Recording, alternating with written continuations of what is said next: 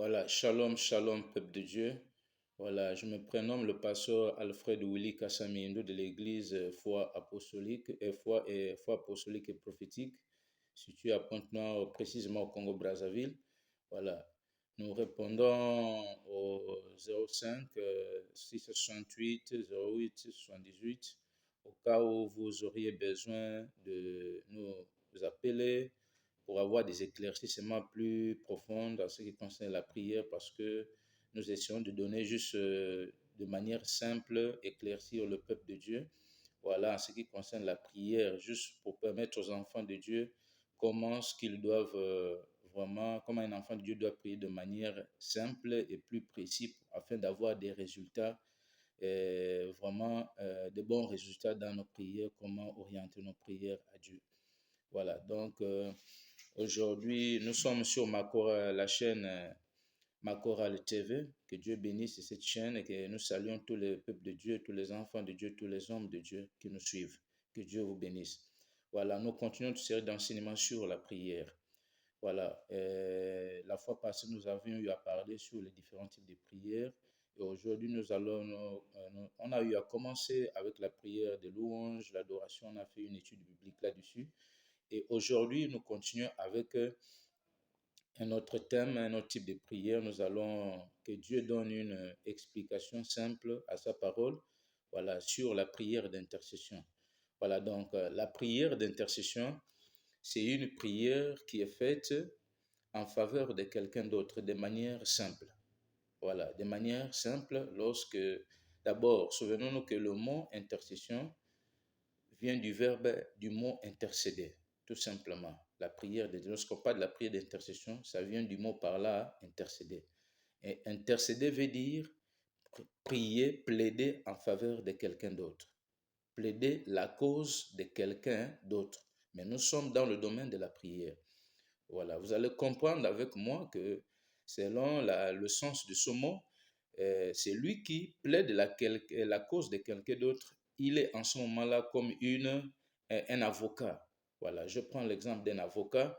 Voilà, un avocat plaide toujours la cause d'une victime, de quelqu'un qui est coupable. Voilà, il est entre la victime et puis le tribunal. Voilà, il est là pour défendre la cause de ce dernier.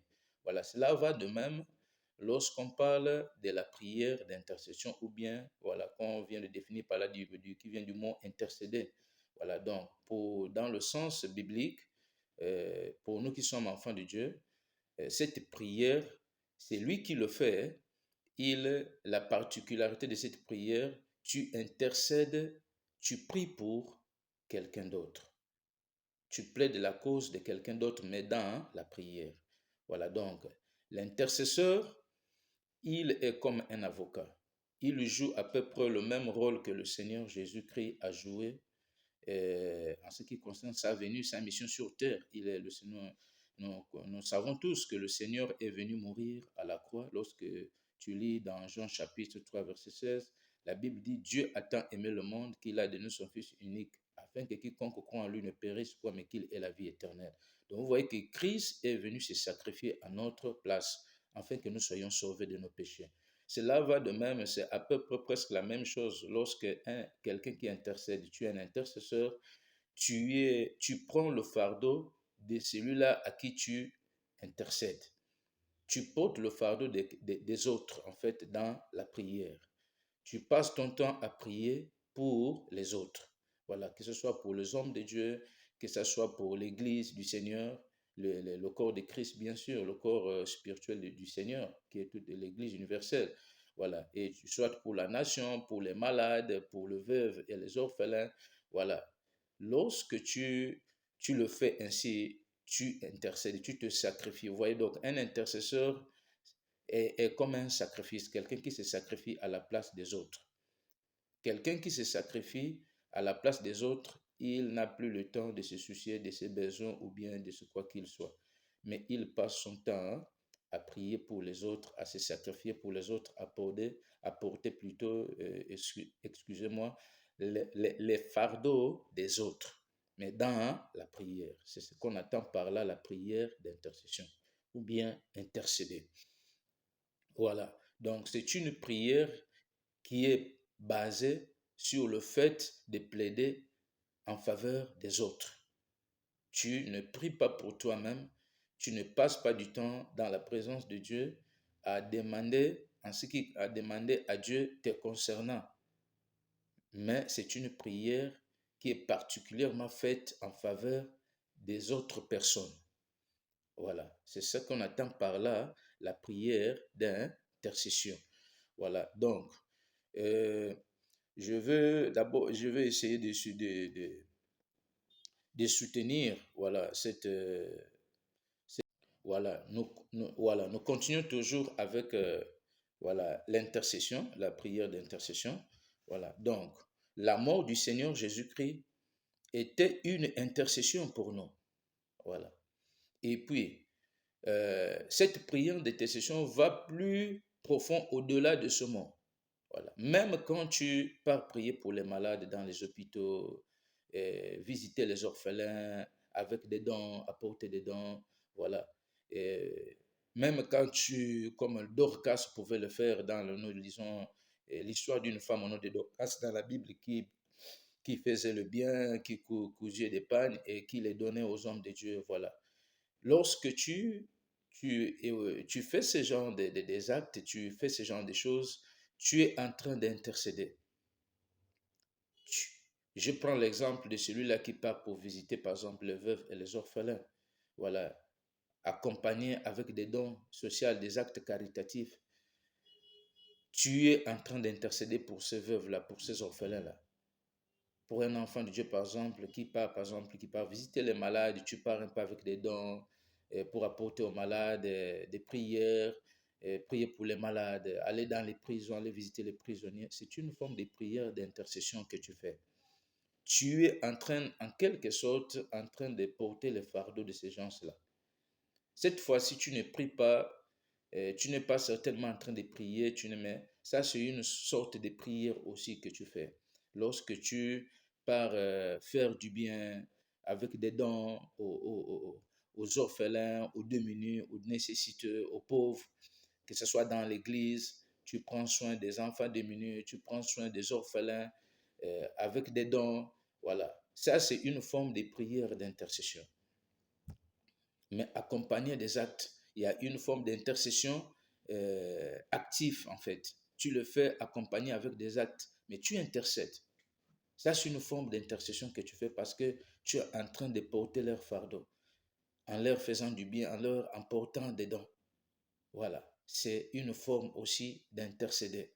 Voilà, donc, de manière simple, la prière d'intercession est faite en faveur de quelqu'un d'autre.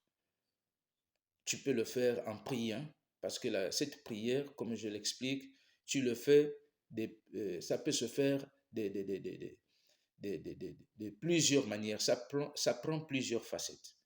Soit en priant pour les autres, tu intercèdes, tu portes leur fardeau, tu deviens comme un sacrifice, tu deviens comme un avocat, tu plaides la cause de quelqu'un d'autre, de plusieurs personnes d'autres. Tu plaides en faveur de quelqu'un d'autre. Voilà. Ça là, tu le fais premièrement par la prière. Mais ça peut aussi se faire de manière ça prend une autre facette, la facette dont j'ai évoqué précédemment, faire du bien, aller visiter les malades à l'hôpital avec des dons, euh, visiter des orphelins, aller dans des centres des orphelinats, visiter les orphelins en leur apportant des dons, des habits, à manger. Ça là, tu te sacrifies à leur place. En leur apportant des dons.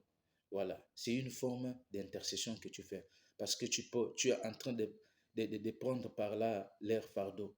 Là où la personne devrait être affligée, tu viens le désaffliger en quelque sorte. Là où la personne, je prends les des orphelins, il est là, il a besoin de se vêtir, il a besoin de manger, mais toi tu viens avec les habits, avec à manger, tu viens leur offrir en quelque sorte.